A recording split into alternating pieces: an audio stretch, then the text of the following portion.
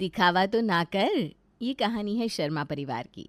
शर्मा परिवार में दुर्गा देवी, उनके पति रामेश्वर और उन दोनों के दो बेटे राघव और किशन के अलावा दो बहुएं भी हैं, कावेरी और ईशा। 6 लोगों का ये खुशहाल परिवार असल में कितना खुशहाल है, आइए देखते हैं।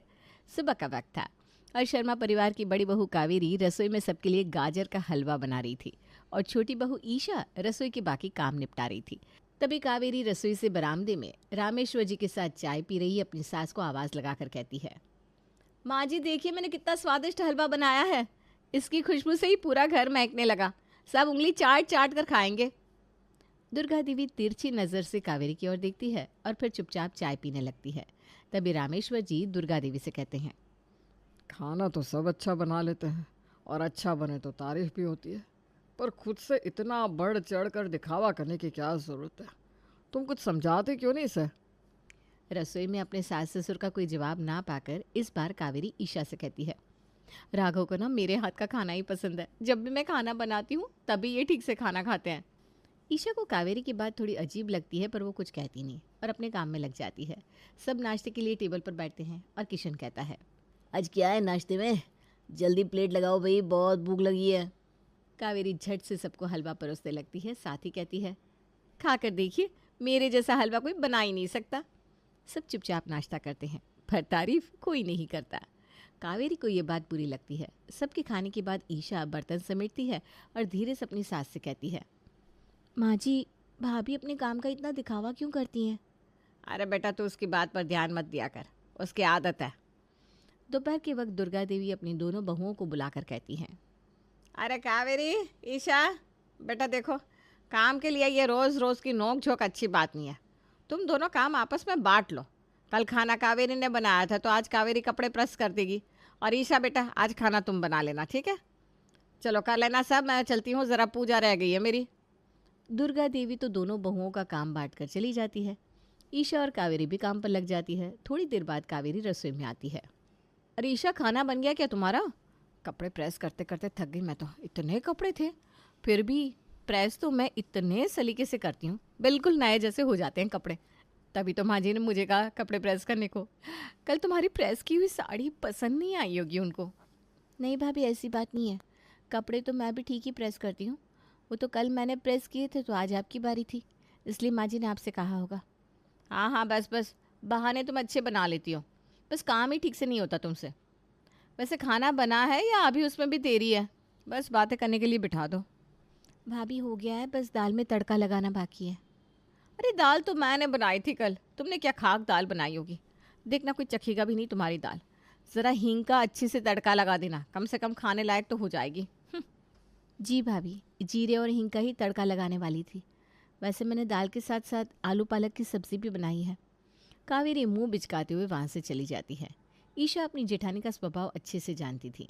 कावेरी हमेशा अपने काम को बढ़ा चढ़ा कर दिखाती और ईशा के काम को खुद से नीचा दिखाने की कोशिश करती। थोड़ी देर बाद दोपहर के खाने के वक्त, ईशा बेटा, खाना तो बहुत अच्छा बना है और दाल खाकर तो मज़ा ही आ गया। जी, दाल तो अच्छी बननी थी। मैंने ही कहा था ईशा को दाल में हींग और जीरे का तड़का लगाने को, वरना इसने तो बड़ी बेस्वाद दाल बनाई थी। ईशा सब समझ रही थी कि उसकी जेठानी सिर्फ खुद को बेहतर साबित करने की कोशिश में उसे कितना नीचा दिखा रही थी, पर एक बार फिर वो चुप रह जाती है। खाने के बाद दुर्गा देवी जरा आराम करने अपने कमरे में जाती है और कावेरी को आवाज़ लगाती है, अरे कावेरी बेटा, ज़रा इधर तो आना। जी माँ जी, कहिए। ज़रा पैरों की मालिश तो करते बेटा, बड़ा दर्द है सुबह से, ठंड से अकड़ गया शायद, बुढ़ापा बैरी। कावेरी मालिश करने लग जाती है और हमेशा की तरह अपने किए काम गिनाने भी लगती है। हाय माँ जी, मैं तो ना थक ही जाती हूँ, सुबह से कितना काम रहता है, कभी कपड़े प्रेस करो, कभी सब्ज़ी काटो, कभी कुछ कभी कुछ। अरे बेटा, पर तू अकेले कहाँ करती है ये सब? ईशा भी तो बराबर में तेरा हाथ बटाती है। रहने दीजिए माँ जी, ईशा को कहाँ कुछ आता है, उसे तो सब बताना पड़ता है। अभी देखिए ना, खाना बनाते वक्त भी अगर मैं ना बताऊँ तो उसकी सब्जी में या तो नमक कम मिलेगा या तेल ज़्यादा। वो तो मैं हूँ जो उसके किए काम भी सुधार देती हूँ। अब देखिए ना, आपको भी तो मेरे ही हाथ की मालिश पसंद आती है ना। ईशा के हाथ में जोर ही नहीं है, आराम ही नहीं होगा उसकी मालिश से। सब मुझे ही करना पड़ता है इस घर में। ऐसी बात नहीं है बेटा, ईशा भी काम तो करती है, बस वो जताती नहीं। देख कावेरी बेटा, काम का ना इतना दिखावा सही नहीं है। अब इस पर कावेरी का मुंह बन जाता है और वो वहाँ से उठकर अपने कमरे में चली जाती है। कमरे में कावेरी का पति राघव बैठकर कुछ हिसाब कर रहा था। कावेरी उसके सामने अपना रोना लेकर बैठ जाती है। देखिए ना, माँ जी को कुछ दिखाई नहीं देता कि घर का सारा काम मुझे करना पड़ता है। ईशा करती ही क्या है? क्या हो गया है तुम्हें कावेरी? जब देखो ईशा को नीचा दिखाती रहती हो और खुद के काम को बढ़ा चढ़ा कर बताती हो। अरे अभी नई नई आई है ईशा इस घर में, थोड़ा वक्त तो लगेगा ना उसे इस घर के तौर तरीके समझने में। तुम्हें तो उसे अपनी छोटी बहन की तरह समझना चाहिए। और करती तो है ईशा भी बराबरी में काम। हाँ हाँ, इस घर में सबको ईशा का ही काम दिखाई देता है। मैं जो पूरा दिन कोल्हू के बैल की तरह लगी रहती हूँ, वो किसी को नहीं दिखाई देता। कावेरी को अपने पति की बात भी समझ में नहीं आती। राघव बेचारा चुप हो जाता है। कुछ दिन यूं ही गुजरते हैं और फिर एक शाम घर पर दुर्गा देवी की कुछ सहेलियां चाय पर आने वाली होती है। अरे ईशा बेटा, नाश्ते की सब तैयारी कर ली है ना? वो लोग बस आते ही होंगे। खातिरदारी में कोई कमी नहीं रहनी चाहिए। उन्हें भी तो पता चले कि मेरी बहुओं ने कितने अच्छे से घर को संभाल रखा है। जी माँ जी, सब हो गया है, आप बिल्कुल फिक्र मत कीजिए। मैंने चाय के साथ 5-6 तरह के पकौड़े तैयार कर लिए हैं और साथ में हरे धनिया की चटनी भी है। सबको बहुत पसंद आएगा चाय नाश्ता। ठीक है बेटा, चल जल्दी से ले आ सब, वो लोग 5 मिनट में पहुँचती होंगी। दुर्गा देवी हॉल में जाकर बैठ जाती हैं। थोड़ी देर में उनकी 3 सहेलियाँ आती हैं। ईशा सबको चाय नाश्ता परोसती है। तभी कावेरी कमरे से बाहर आती है और कहती है, नमस्ते आंटी जी, खाकर बताइए कैसे बने हैं पकौड़े। पकोड़े तो बहुत अच्छे बनाए हैं ईशा बहू ने। बेटा तुम्हारे हाथों में जादू है, जादू। तभी आदत से मजबूर कावेरी बीच में बोल पड़ती है, अरे नहीं नहीं आंटी जी, ईशा को कहाँ बनाना आता ये सब, ये तो मैंने ही उससे बता बता कर बनवाया है। दुर्गा देवी कावेरी को गुस्से से घूर कर देखती है पर सबके सामने कुछ कह नहीं पाती।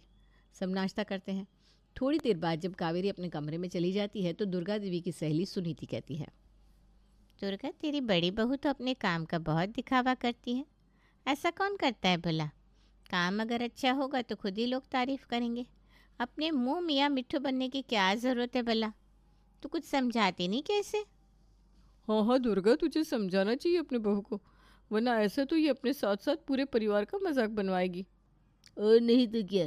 अरे क्या खराबी है तेरी छोटी बहू ईशा में, जो उसे बात बात पर इस तरह ताने सुनाती रहती है। कितना बुरा लगता होगा बेचारी को, पूरे घर का माहौल खराब कर रखा है इसने। ठीक है मैं समझाऊंगी उसे, पर अभी तो तुम लोग चाय नाश्ते का मजा लो। कितने अच्छे पकौड़े बनाए बहू ने। इस तरह दुर्गा देवी अपनी सहेलियों के सामने बात को टाल जाती है। थोड़ी देर हंसी मजाक करने के बाद मेहमान अपने घर चले जाते हैं। पर सबकी बातें सुनकर ईशा और दुर्गा देवी दुखी हो जाते हैं। रामेश्वर जी अपनी पत्नी से कहते हैं, तुम्हारी सहेलियाँ ठीक कह रही थी दुर्गा, बड़ी बहू की दिखावे की आदत तो बढ़ती जा रही है, इसे सबक सिखाना ही होगा। मैंने भी कितनी बार समझाया कावेरी को कि इस तरह बात बात पर अपने काम का दिखावा ना करे, पर उसे तो कुछ समझ में ही नहीं आता। हाँ, और जब से ईशा इस घर में आई है तब से तो कावेरी बहू की यह आदत और भी बढ़ती जा रही है। मैंने भी नोटिस किया है, भाभी हर वक्त ईशा को सबके सामने नीचा दिखाने की कोशिश करती हैं। अरे अब तो मेहमानों को भी समझ में आने लगा है ईशा का ये बर्ताव, कुछ तो करना ही होगा। सबको इस तरह परेशान होता देख ईशा कहती है, मेरे पास एक आइडिया है पापा जी। और ईशा धीरे से सबके कान में कुछ कहती है, जिससे सुनकर सबके चेहरों पर मुस्कान आ जाती है। अगली सुबह दुर्गा देवी और रामेश्वर जी बरामदे में बैठे चाय की चुस्कियाँ ले रहे थे।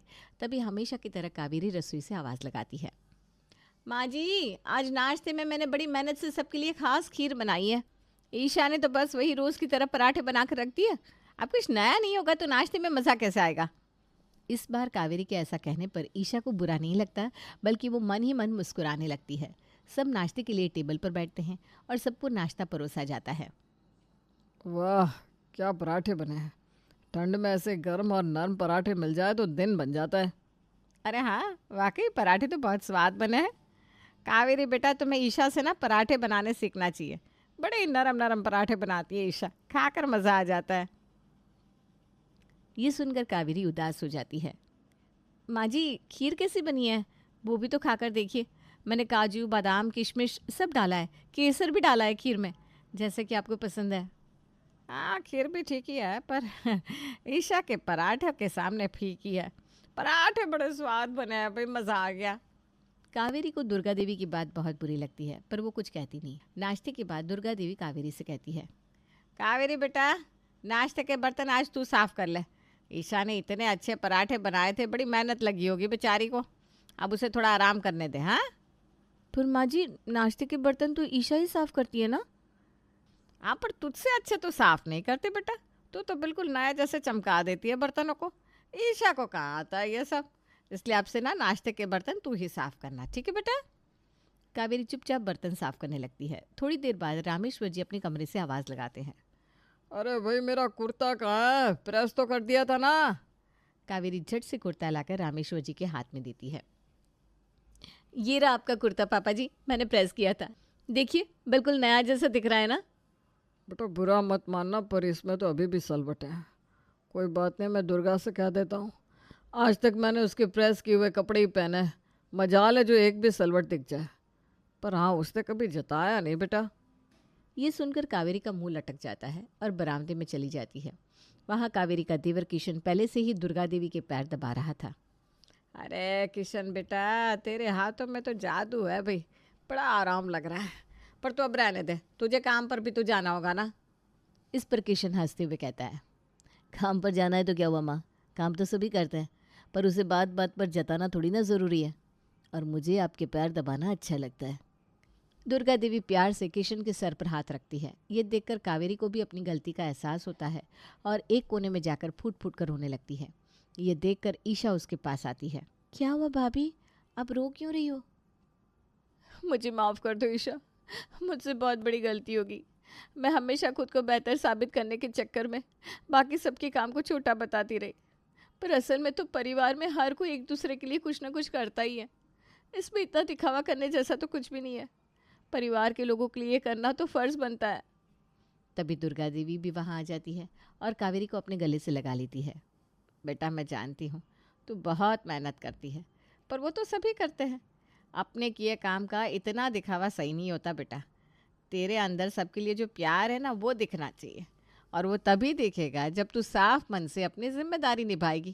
तारीफ़ तो सबको अच्छी लगती है, पर तारीफ़ की भूख में किसी और के काम को नीचा दिखाना तो सही नहीं है। ईशा भी तो करती है काम, वो कहाँ दिखाती है।